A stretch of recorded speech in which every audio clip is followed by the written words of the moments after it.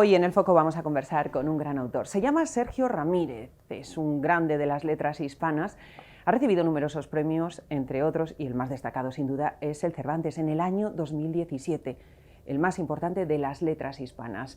Acaba de publicar un nuevo libro, este que tengo en mis manos, El caballo dorado. Vamos a hablar del libro, por supuesto, pero también de su trayectoria como escritor y de su travesía como político.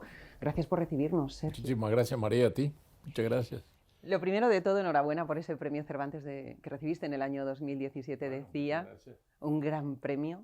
¿Ha supuesto qué en tu carrera? ¿Te cambió la manera de enfocar la literatura? ¿Una presión grande o qué fue para ti? Pues yo diría una mirada más alerta frente al público, frente a los lectores, sabiendo que cualquier cosa que yo diga no será en vano, de que tendrá una respuesta en los lectores, que habrá una atención distinta sobre mi obra y por lo tanto representa una mayor responsabilidad, digamos, como escritor, ¿no? Pues los ojos están puestos, ¿no?, en el premio Cervantes y todo el mundo dice, es premio Cervantes.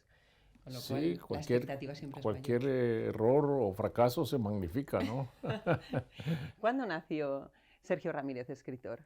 ¿Ya eras un niño que te considerabas escritor? ¿O sí, fue una cosa que evolucionó? Yo a los 14 años empecé a escribir mis primeros cuentos, recreando leyendas vernáculas, y mi gran susto fue que uno de esos cuentos lo envié a un periódico y se publicara, ¿no? Entonces, susto digo, porque en ese momento me sentí aterrorizado de ver mi nombre impreso. Porque tú lo mandaste pero pensando que no iba a pasar nada. Y yo sí, lo mandé pensando que no iba a pasar nada y el director del periódico, el editor de la página creyó que yo era un adulto. Entonces, primera vez me di cuenta que yo podía engañar a alguien, ¿no?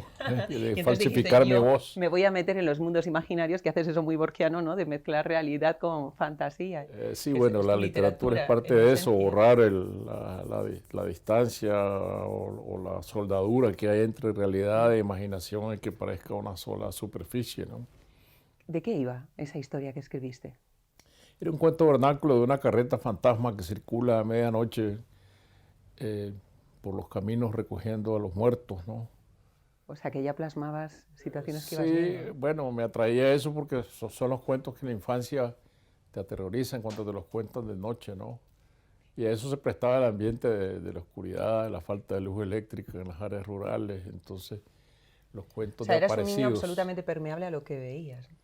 Siempre creo que una de las facultades intrínsecas del escritor o naturales del escritor es el don de la observación aguda de las cosas que aún parecen menores, pero de las cuales surge la chispa de la imaginación o la chispa de la narración.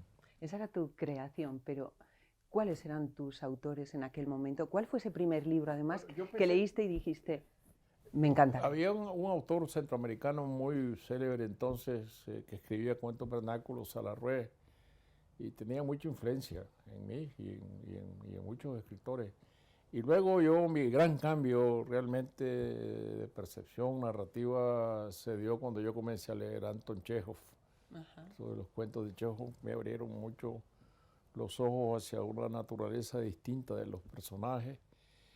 Por un lado, y por otro, la mecánica del cuento me la enseñó Henry, el escritor norteamericano. En esos dos autores fue que yo basé mi primera experiencia. Porque tú con lo que realmente disfrutas es con el cuento. Bueno, en realidad tus novelas son como cuentos.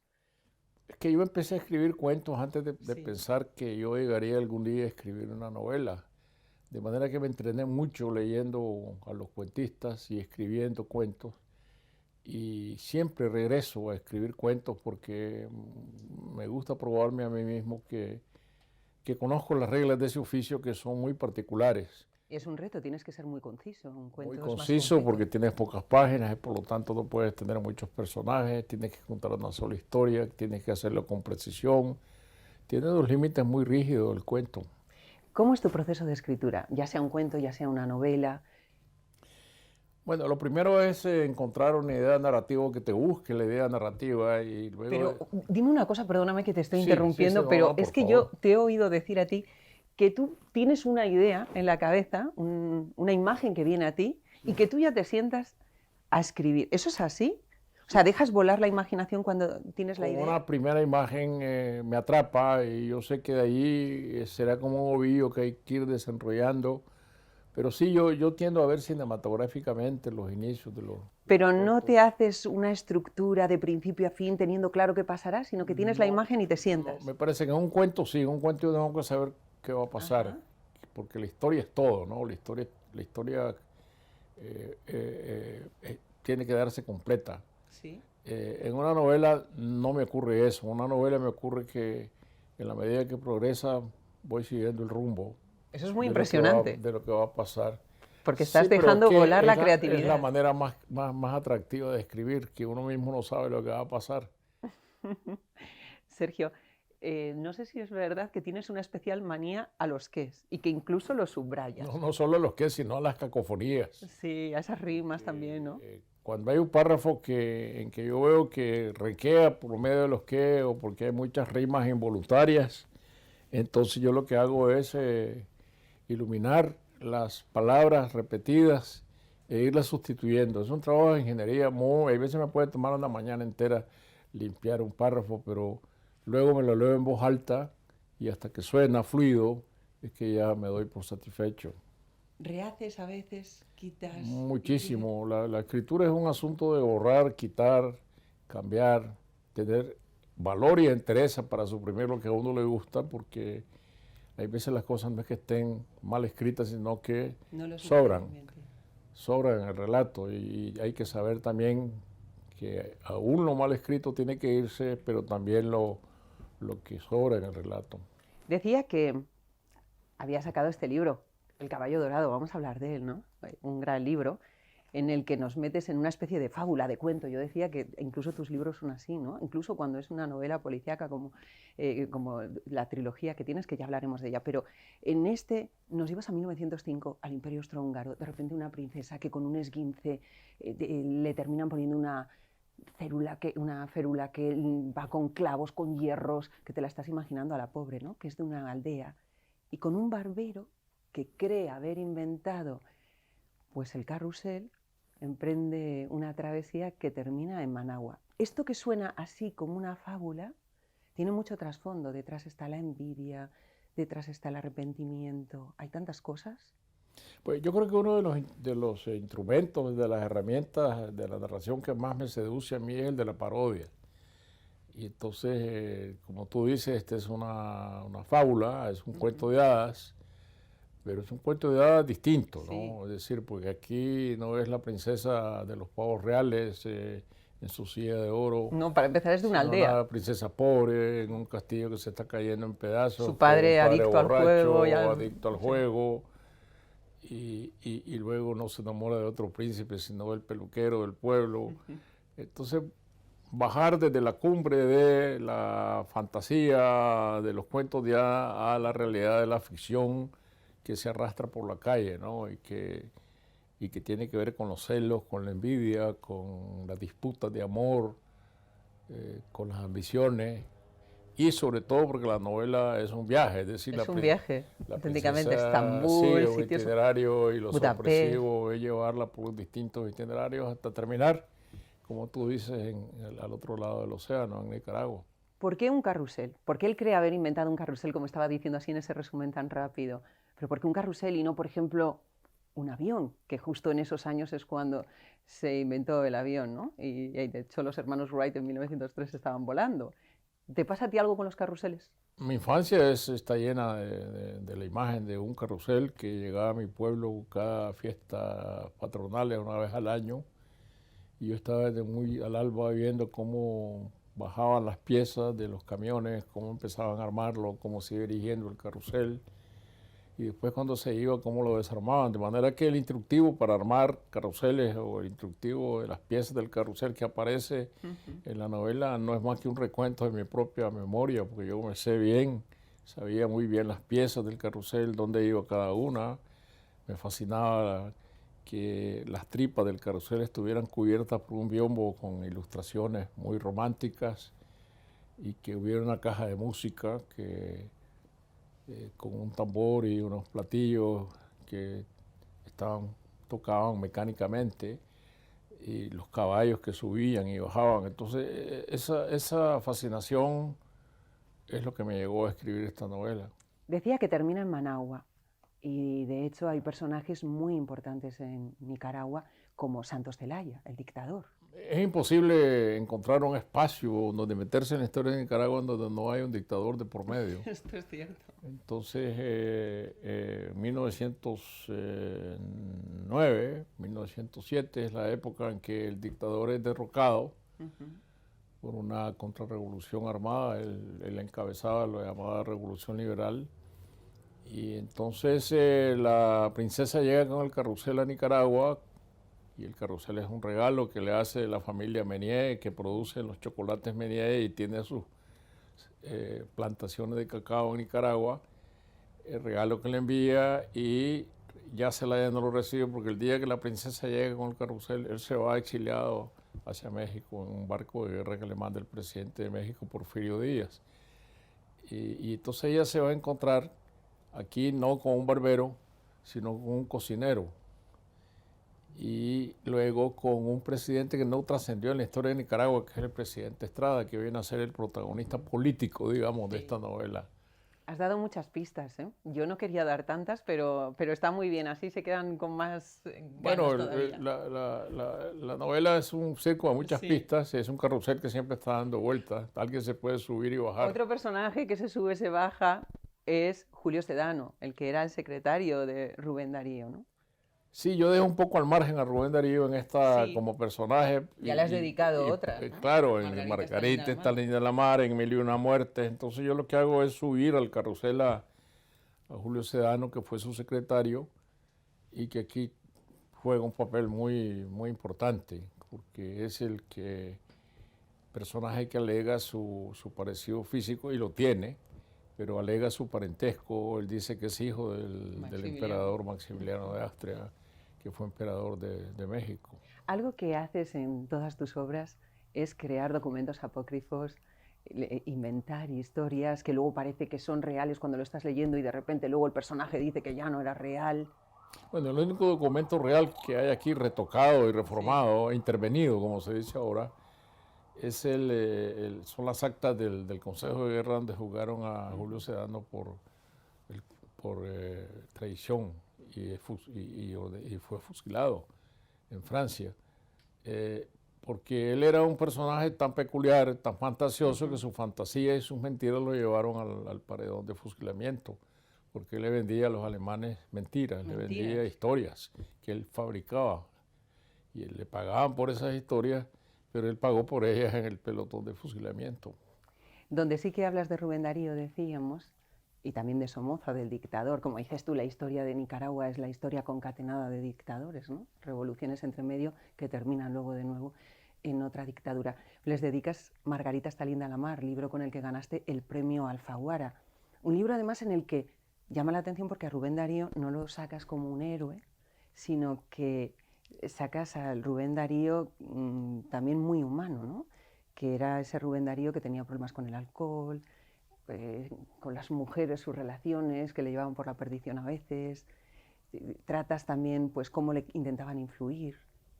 Muy interesante. Bueno, Rubén Darío era eso, ¿no? Un personaje de carne y hueso que yo me propuse en esa novela bajarlo del pedestal, cambiar la figura de bronce a la que estamos acostumbrados a verlos, como todos los seres humanos, que a pesar de su grandeza literaria tienen tantas debilidades, contradicciones, y explicar humanamente de quién se trataba cuando hablamos de Rubén Darío. Es que a Rubén Darío se le ha visto siempre como el que estaba además con aquellos que tenían problemas, pero que él estaba en otro sitio, digamos, y de repente él es uno más de ellos, ¿no? Sí, en su obra literaria él vivía en un mundo distinto, ¿no? Pero en el mundo terrenal, pues era uno más del mundo terrenal, con sus sufrimientos, padecimientos, el alcoholismo, su desadaptación social. Era un hombre huraño, tímido, y que murió tan joven, ¿no? Porque Rubén Darío murió a los 49 años de edad. Más libros importantes. Tienes una trilogía, decía. El cielo llora por mí, Ya nadie llora por mí y Tongolele, ¿no? Tongolele no sabía bailar. 3 libros con el inspector Morales, un inspector que había perdido una pierna, que se dedica a la investigación, pero que con sus investigaciones, casos que le van llegando, va descubriendo las cloacas, ¿no? La mezquindad que hay detrás de un poder opresor, y está reflejando pues, la realidad que vive Nicaragua. Sí, la realidad contemporánea, porque aquí en esta novela, El Caballo Dorado, me refiero al pasado, igual que en Margarita está Linda la Mar, pero ahora estoy tocando la historia que a mí me toca personalmente, la historia que me trajo al exilio, ¿no? Entonces es la vida contemporánea del país bajo una opresión distinta, pero es una repetición de la serie de opresiones que se da en el país bajo distintas dictaduras. Y el inspector Morales pues es testigo de esta opresión y lo hace a través de su propia experiencia como investigador En Tongolele policíaco. cuentas el asesinato de 400 estudiantes, lo que hacen en las iglesias, cuentas cómo se quema la casa de los dueños de una fábrica de colchones, que son casos reales. Son casos reales que se dieron en el año 2018 en una historia que sigue abierta hacia el futuro. Y en la cual obviamente el inspector Morales tendrá participación si acaso abrimos esta trilogía a una cuarta novela. O sea, la posibilidad está ahí. Sí, claro, porque es un personaje activo, un personaje real. Pues hoy, que vive el día a día. Sí. Hoy si él apareciera de nuevo, el inspector Morales estaría en el exilio y tendría que tener entre manos algún caso desde algún lugar del mundo donde esté exiliado. Estaría en el exilio como tú por Tongolele, que es la novela que estamos diciendo que es la novela que te llevó al exilio realmente. Exacto, ¿no? Y él es un alter ego, pues mío. El inspector Morales va siguiendo las propias vicisitudes de mi vida, ¿no? Desde la revolución hasta los años posteriores, hasta lo que está ocurriendo hoy en Nicaragua. Y los dos vamos envejeciendo juntos, ¿no?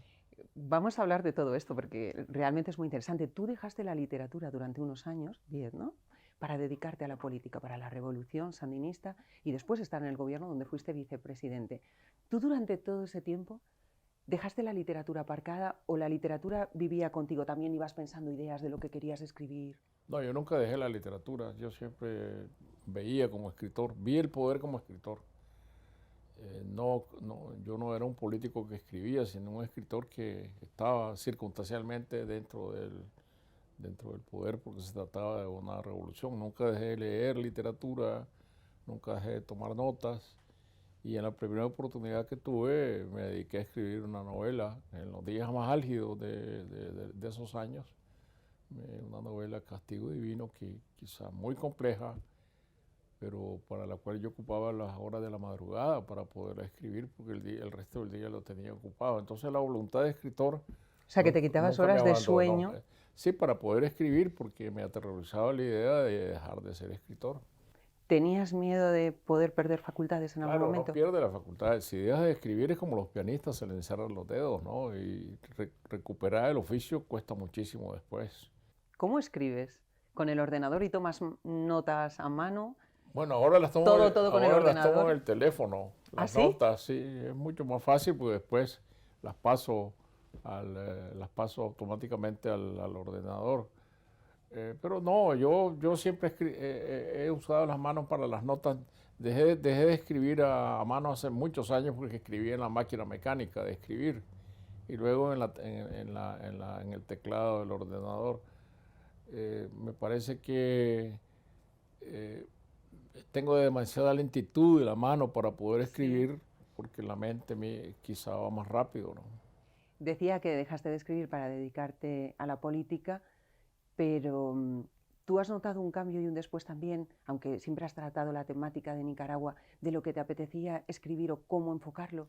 Una de las preocupaciones que siempre he tenido es no ceñirme a la monotonía de un tema, sino tener mis opciones abiertas y poder escribir sobre lo que la literatura me demande. Los libros tienen sus propias necesidades, las ideas narrativas se presentan con sus propias demandas y no negarles espacio para decir, bueno, yo soy un escritor que va a dedicarse a la realidad política de Nicaragua. No, eso no sería ser un escritor libre, sino un escritor atado a un tema y por lo tanto previsible. Y yo lo que menos quiero es ser un escritor previsible. Por eso este libro, ¿no? Porque Es un libro que entra en un terreno completamente desconocido, experimental. Creo que un escritor nunca debe dejar de probar nuevos experimentos. Uno se hace un estilo, obviamente, y el estilo es lo que lo debe acompañar a lo largo de los años cuando lo adquiere. Pero los temas tienen que estar abiertos a la curiosidad. Sí, un libro sorprendente, sin lugar a dudas. Además, cuando uno lo está leyendo se queda sorprendido con la estructura, con todo, ¿no? Voy a volver a la parte política que estábamos diciendo. Te dedicaste a la política, pero tú estuviste con Daniel Ortega, el que es el dictador hoy. Hiciste la revolución con él, fuiste su vicepresidente. ¿Cómo era aquel Daniel Ortega? Bueno, era como muchos otros de los que entonces tenían poder en Nicaragua. Era un poder colectivo que no estaba en unas solas manos. Era imposible que alguien se hiciera cargo con todo el poder en un puño, como ocurre ahora en el país. Y por lo tanto estamos hablando de situaciones completamente diferentes. Yo no sé cómo ha sido la evolución realmente de él, porque yo dejé de verlo en el año 98, ¿no? Pero Quizá. entiendo que te llevabas bien con él, que Bueno, tenías claro, una buena en aquel relación. tiempo, ¿no? En aquel tiempo él tenía... Y que sería una persona razonable en ese momento. Sí, dentro de los límites, y que tenía el poder. Entonces yo lo conocí como una persona que no era entonces un dictador personal. Aunque Violeta Chamorro ya se alejó en su día y decía que Claro, se alejaba porque lo que veía tenía tintes pero dictatoriales, no personalmente en Ortega, sino en el proyecto de la revolución, que obviamente era un proyecto que no privilegiaba la democracia, sino que lo que buscaba eran unos cambios sociales y económicos al costo, de alguna manera, de la democracia. Pero, obviamente, cuando doña Violeta gana las elecciones en 1990, porque el Frente Sandinista, dentro del realismo de entonces, aceptó la derrota electoral, algo que después se frustró con la nueva dictadura que surgió en el país. ¿Qué sientes ahora cuando miras a la Nicaragua de hoy, cuando ves que están oprimidos, que esas iglesias, que la prensa Un sentimiento de frustración no puede escribir personal, lo que quiere? No de arrepentimiento, sino de frustración. Es decir, yo no siento que deba arrepentirme de haber entrado en una de las grandes aventuras de mi vida, como fue la revolución de mi juventud.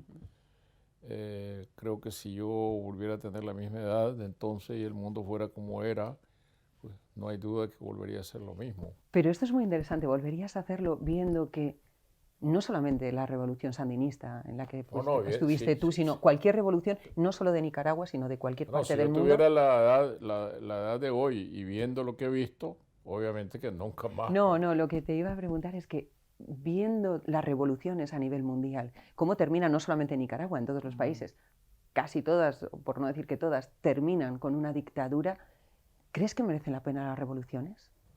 Hoy en día creo que las revoluciones armadas no merecen la pena. Es decir, el derramamiento de sangre por conquistar un poder en nombre de una idea, de una ideología, y volver a caer otra vez en el abismo de una nueva dictadura, eso yo no creo que valga la pena de ninguna manera.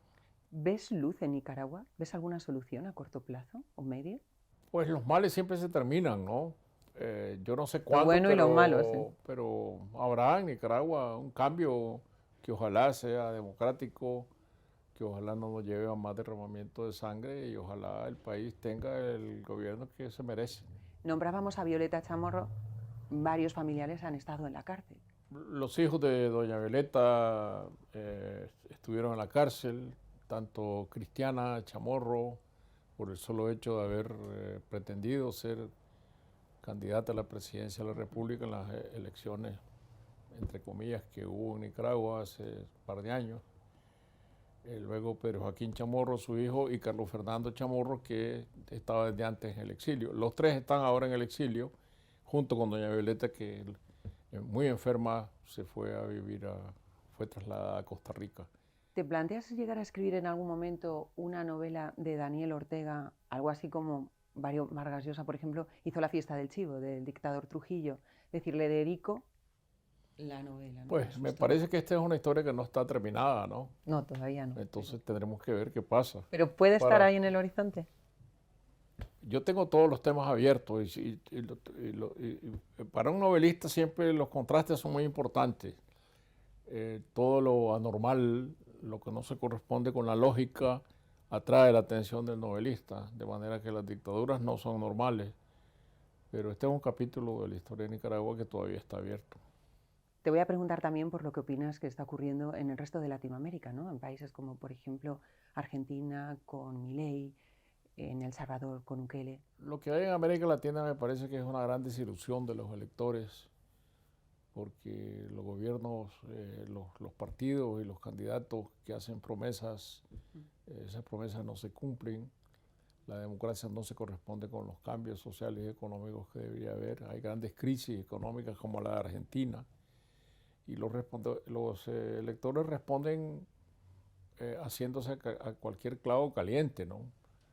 Votando promesas extremas, como en el caso de Milei, o países sometidos al desorden social, a la delincuencia, en manos de pandillas juveniles o de carteles de la droga, como está ocurriendo ha ocurrido en El Salvador, está ocurriendo en Ecuador.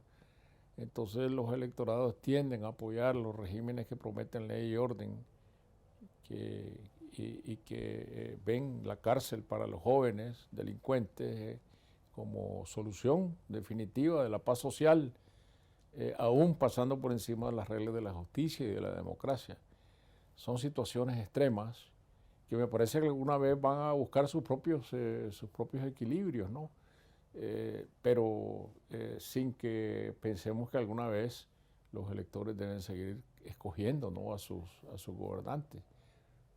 Dices que las sociedades buscan sus propios equilibrios. Estamos viendo lo que está ocurriendo en Ecuador, que es terrible.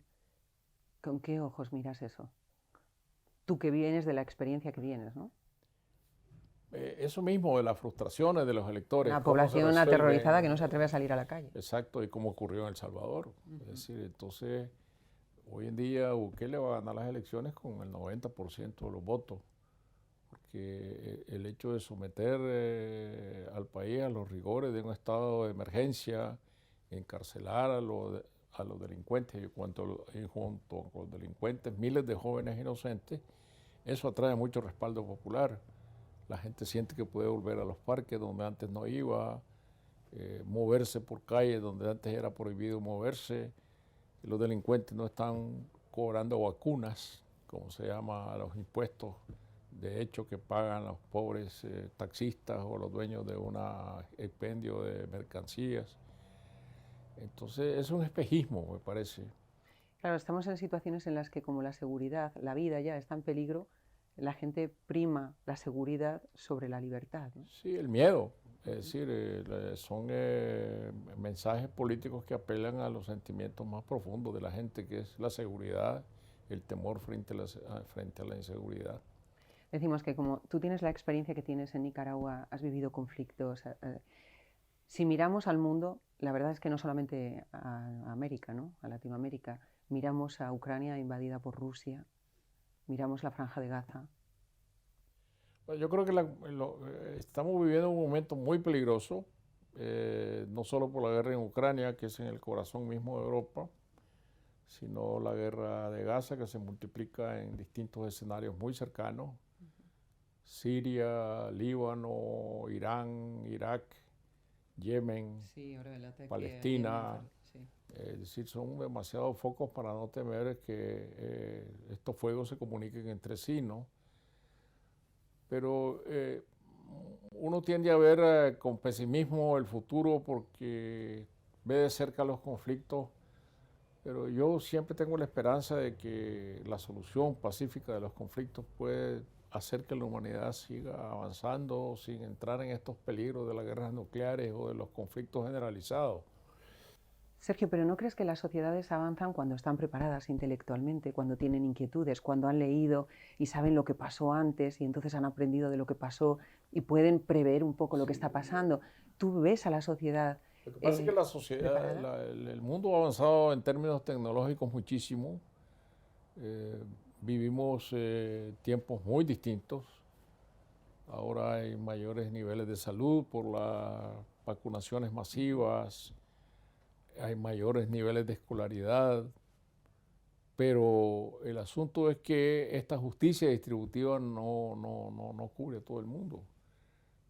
Creo que los grandes éxodos de migrantes se dan en Europa precisamente porque África y grandes partes de Asia se han quedado atrás en los parámetros del desarrollo y la gente busca pues mejores niveles de vida y es empujada hacia Europa y hacia los Estados Unidos por conflictos, por guerras, por guerras tribales en África, por la pobreza, por el avance del desierto, que es un fenómeno ecológico. El desierto del Sahara se va haciendo cada vez más grande, entonces hay menos oportunidades. En España, por ejemplo, toda Andalucía está en riesgo de desertificación. Entonces, todo eso contribuye a que haya una desesperanza de la gente que busca, obviamente, los mejores niveles de bienestar, donde hay mejores salarios, donde piensa que está el paraíso, ¿no? Porque hay mejores oportunidades de trabajo.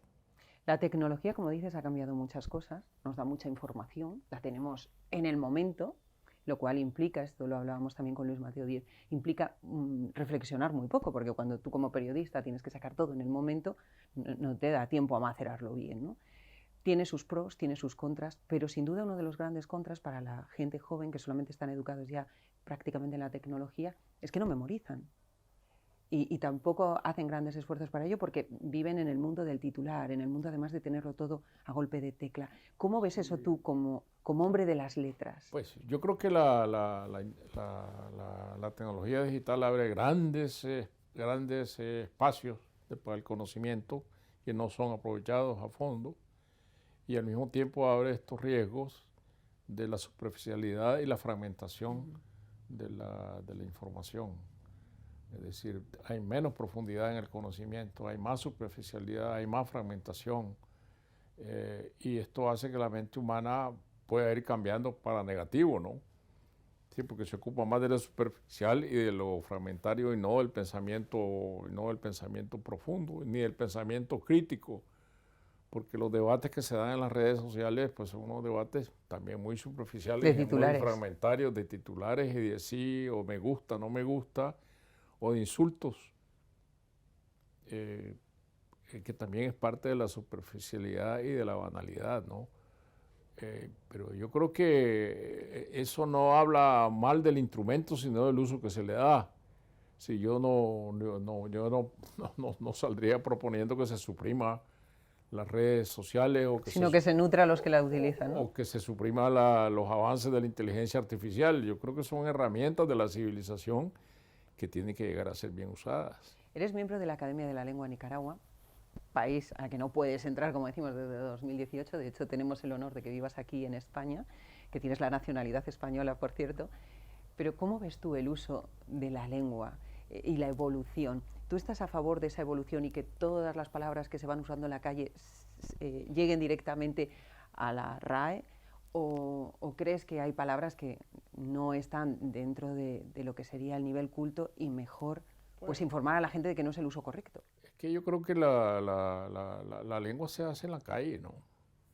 La lengua se hace en la calle. Cuando yo digo la calle, no solo lo que la gente habla en los bares, que habla en los hogares, lo que habla en la calle misma, en los autobuses, sino lo que se dice por la televisión, lo que se dice en la radio, el lenguaje de los narradores deportivos. Todo eso va formando el lenguaje y va acostumbrando el oído de la gente a adoptar o desechar palabras. Si nosotros vemos el diccionario de autoridades de la lengua, de las palabras que hay en el sarcófago de las palabras, son muchas palabras que se dejaron de usar porque el uso de la calle las desechó.